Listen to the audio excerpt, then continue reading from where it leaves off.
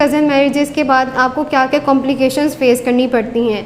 मैं cousin marriage के ख़िलाफ़ बिल्कुल नहीं हूँ, लेकिन इसके बाद जो कॉम्प्लिकेशंस या जो जो आपको डिसऑर्डर्स आपके जो बच्चे फेस करते हैं और जो आपकी स्पेशली आपकी जो शादीशुदा ज़िंदगी में जो आपके मसाइल आते हैं, वो जो मसाइल हैं वो फिर सारी ज़िंदगी आपको परेशान करते रहते हैं।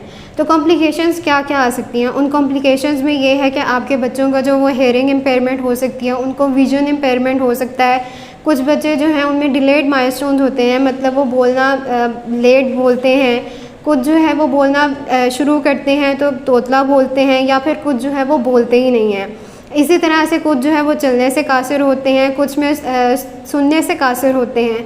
और ये ना सिर्फ फ़िज़िकल है बल्कि मेंटली रिटार्डेड बच्चे भी होते हैं, मतलब इसमें सीपी चाइल्ड भी हो जाते हैं, थैलेसीमिया के बच्चे भी हो जाते हैं। अगर आपको कोई ब्लड डिसऑर्डर हो तो थैलेसीमिया के बच्चों के अलावा इसमें आपका सीपी चाइल्ड, आपके ऑटिज़म चाइल्ड, आपके हाइपर एक्टिव चाइल्ड, ये सारी जो कॉम्प्लिकेशंस हैं या जो सारी जो डिसऑर्डर्स हैं, ये कज़न मैरिज की करामात हैं।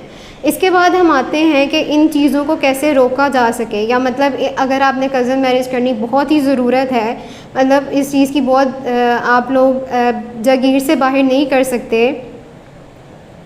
या फिर आपको अपनी दौलत बहुत ज़्यादा अजीज़ है, तो आपको क्या करना चाहिए? बेसिकली जो फ़र्स्ट कज़न मैरिज होता है उसमें कॉम्प्लिकेशंस या जो बच्चों में डिसऑर्डर्स हैं वो बहुत ज़्यादा कॉमन होते हैं।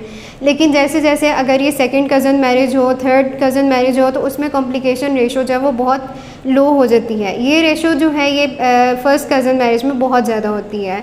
और एक और अहम बात कि पाकिस्तान में जो है कज़न मैरिजेस को लेके इन्फेंट डेथ सिंड्रोम जो है उसमें भी पाकिस्तान नंबर 1 पे है।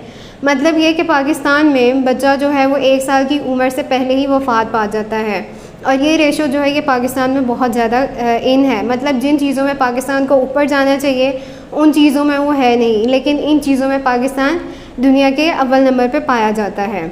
फिर हम बात करते हैं कि जैसे मैं पहले ज़िक्र कर चुकी हूँ कि वो क्या मतलब आप किस तरह से इस चीज़ को प्रिवेंट कर सकते हैं।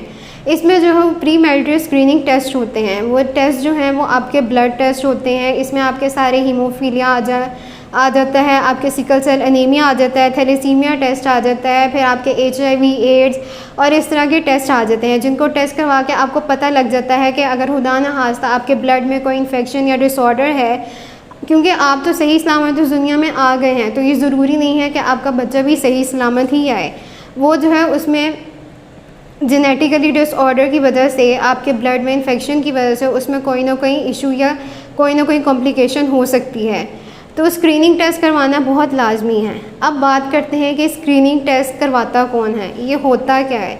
स्क्रीनिंग टेस्ट जो है इसकी अवेयरनेस एक तो बहुत कम है, दूसरी बात यह है कि अगर स्क्रीनिंग टेस्ट का पता चल भी जाए तो ये करवाएगा कौन, क्योंकि बेसिकली ये ज़रूरी नहीं है कि स्क्रीनिंग टेस्ट जो है वो सिर्फ मर्द हज़रात ही कराएं, ये ख़वातीन भी करवाएं, ये दोनों तरफ से ही करवाए जाते हैं। लेकिन क्योंकि ख़वातीन तो फिर भी अपना ख्याल रखती हैं, मतलब वो करवा लेती हैं, लेकिन स्क्रीनिंग टेस्ट जो है वो मर्दों के लिए करवाना इसलिए भी मुश्किल है क्योंकि हमारा माशरा जो है वो इस बात को कबूल नहीं करता कि मर्द जो है वो किसी महरूमी के साथ आए। मतलब मर्दों को किसी टेस्ट की या किसी स्क्रीनिंग टेस्ट की इन चीज़ों की ज़रूरत पड़ सकती है। अगर लड़कियां जो हैं वो अपने होने वाले शोहर को थोड़ा सा उन पर प्रेशर डालें, उनको कन्विंस करें और वो जो है वो स्क्रीनिंग टेस्ट करवाने के लिए राज़ी भी हो जाएं, तो सबसे पहले वो अपने अजीज़ों अकारिब भी अपने रिश्तेदारों से जब ये बात डिस्कस करते हैं तो सबसे पहली क्या बात आती है कि तुम तो अभी से ही बीवी के नीचे लगे हो, तो बाद में क्या करोगे। दूसरी बात, जब वो अजीज़ों अकारिब के अलावा जब अपने दोस्तों से ये बात डिस्कस करते हैं कि वो स्क्रीनिंग टेस्ट करवाने जा रहे हैं, तो दोस्त क्या कहते हैं, और यार छोड़ो, क्या तुमने टेस्ट कराने, तुम मर्द हो गए टेस्ट करवाओगे, शादी कर लो, शादी के बाद जो होगा देखी जाएगी। फिर जो होता है वो ना तो माँ बाप से देखा जाता है और ना ही वो बच्चों से देखा जाता है। क्यों? क्योंकि उसमें बहुत सारी कॉम्प्लिकेशंस आ जाती हैं, बहुत सारे डिसऑर्डर्स आ जाते हैं, जो कि वो ना तो माँ बाप उस चीज़ को फेस कर पाते हैं और ना ही बच्चे। तो आपके जो है अगर कज़न मैरिज करना बहुत ज़रूरी है तो आप अपना स्क्रीनिंग टेस्ट करवाएं। आप जो है मैं ज़्यादातर इसमें मर्दों को या उनको फोकस बिल्कुल नहीं कर रही। मेरा कहने का मतलब है कि मर्द हज़रात जो हैं वो सारा दिन स्मोकिंग करते रहते हैं, उसके बाद अगर वो कोई ड्रग्स वगैरह भी ले रहे हैं और अगर उनके मुंह से जब ब्लड आ जाता है तो वो उसको गूगल पे सर्च करते करते अपने आप को कैंसर तक करवा लेते हैं, तो वो स्क्रीनिंग टेस्ट पे क्यों नहीं सर्च करते। वो उस पर टेस्ट करें, उस पर सर्च करें कि ये चीज़ क्या होती है, क्यों ज़रूरी है अगर आपने कज़न मैरिज करनी है तो। ताकि अगर आप ये टेस्ट करवा लेंगे तो आपके बच्चे जो हैं, अगर आपके ब्लड में कोई ऐसा इन्फेक्शन या कुछ हो तो आपके बच्चे थैलेसीमिया से बच जाएंगे, जिनकी तादाद पाकिस्तान में बहुत ज़्यादा है। इसकी मिसाल या इसकी एग्जांपल मैं इस तरह से दूंगी कि ईरान और इंडोनेशिया में उन्होंने शादी से पहले जो है वो स्क्रीनिंग टेस्ट लाजमी रखे हैं। उस स्क्रीनिंग टेस्ट में जो थैलेसीमिया के जो पेशेंट्स थे, मतलब आप ये कह लें कि अगर जिन माँ बाप को थैलेसीमिया था भी, उनके ब्लड में कोई इन्फेक्शन था भी, तो उसकी वजह से उनके बच्चों में वो नहीं आ रहा था, क्योंकि उन्होंने पहले से स्क्रीनिंग टेस्ट से अपने आप को डायग्नोज करवा के अपना ट्रीटमेंट ले लिया था, जिसकी वजह से उनके बच्चे जो हैं वो मुकम्मल हेल्दी पैदा हुए थे। तो ईरान और इंडोनेशिया में थैलेसीमिया की जो रेशो है वो बिल्कुल 0 पॉइंट है, मतलब वो बिल्कुल भी नहीं है।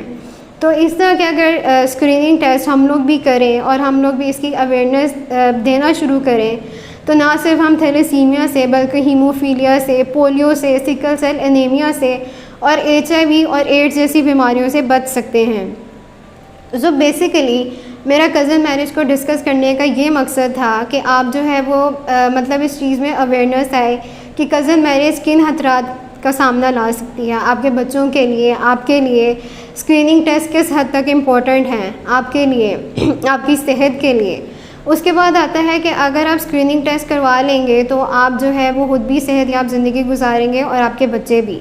होता ये है कि फ़र्स्ट कज़न मैरिज में जब आप फ़ीमेल प्रेग्नेंट होती है तो उसके बाद जब बच्चा पैदा होता है तो बच्चा जो है वो वीक इम्यूनिटी और वीक मतलब हेल्थ कंडीशंस के साथ पैदा होता है। ये ज़रूरी नहीं है कि आपका पहला चाइल्ड हेल्दी हो गया है तो आपका दूसरा भी हेल्दी हो। जैसे जैसे आप जो है वो प्रेगनेंसीज़ होती जाएंगी और जैसे जैसे बच्चों की तादाद बढ़ती जाएगी, उसी तरह से उनकी जो ज़हनी सलाहियत है वो कम होती जाएगी, मतलब वो कम जहानत होंगे, उनको देर से समझ आएगी, उनको देर से सुना जाएगा, सुनाई दिया जाएगा, वो देर से बोलेंगे। ये सारी जो चीज़ें हैं ये फ़र्स्ट कज़न मैरिजेस की वजह से होती हैं। सो बेसिकली कज़न मैरिज को डिस्कस करने का यही था कि आप जो है अगर आप अव्वल तो कज़न मैरिज करना अगर आपके लिए बहुत ज़रूरी है तो आप जो है वो अपने स्क्रीनिंग टेस्ट करवाएं। स्क्रीनिंग टेस्ट से आपको खुद भी पता चल जाएगा कि आप हेल्दी हैं या नहीं हैं। ये टेस्ट जो है वो आपकी सेहत के लिए बहुत ज़रूरी हैं। स्क्रीनिंग टेस्ट जो है कि अब तो गवर्नमेंट हॉस्पिटल्स के अलावा प्राइवेट हॉस्पिटल्स में भी स्क्रीनिंग टेस्ट होते हैं। तो अगर आपको ये है कि स्क्रीनिंग टेस्ट होते कहाँ से, तो बेसिकली आप किसी भी प्राइवेट या गवर्नमेंट हॉस्पिटल्स में चले जाए तो वहाँ पे अच्छे फिजिशियंस होते हैं जो कि आपको टेस्ट के हवाले से गाइड कर सकते हैं। अगर आपके इर्द गिर्द कोई कज़न मैरिज के हवाले से कोई पूछना चाहता है, कोई फ़ीडबैक देना चाहता है तो वो कमेंट्स में ज़रूर दीजिएगा और वो अपने स्पेशलिस्ट के पास हैं, अपने फिजिशियन के पास हैं, उनसे डिस्कस करें कि अगर उन्होंने कज़न मैरिज करनी है तो उनको क्या क्या टेस्ट करवाने चाहिए, उनको किन प्रिकॉशंस का ख्याल रखना चाहिए। अगर आप जो है वो स्क्रीनिंग टेस्ट करवा लेते हैं और आपके स्क्रीनिंग टेस्ट जो है सेटिस्फैक्ट्री हैं, मतलब आपकी हेल्थ कंडीशन आपको इजाज़त देती है, तो आप जो है वो कज़न मैरिज को प्रोसीड कर सकते हैं। और इसके अलावा अगर आप हमसे कोई मशवरा लेना चाहते हैं तो स्क्रीन पे दिए गए नंबर पर रब्ता करें ताकि हम जो है वो आपको उसकी प्रॉपर गाइडलाइन दें, आपको प्रॉपर टेस्ट के हवाले से गाइड करें। आपकी कज़न मैरिज से रिलेटेड अगर आपको कोई कॉम्प्लिकेशन आ रही है या कोई इशू है तो हम उस हवाले से आपको गाइड कर सकते हैं। देखने और सुनने का बहुत शुक्रिया।